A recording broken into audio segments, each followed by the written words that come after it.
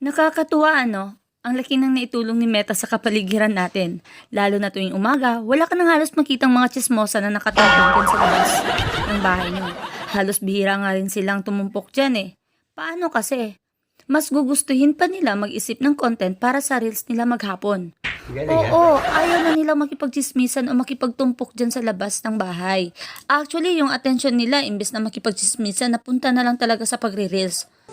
Oh, at ito pa ha, imagine ninyo, kung dati bumibili lang ng lutong ulam yung mga yan, ngayon sila na mismo ang nagluluto ng mga ulam at kahit pritong itlog, i-reels pa yan eh. Ganun pa kasi si Meta.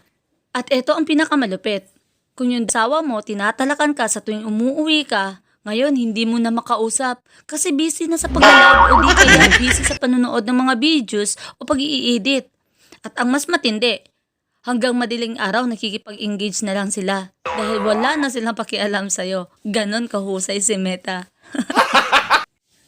Thank you, Meta. Ang laking na itulong mo sa amin. Lalo na sa akin. Isa na din ako dyan.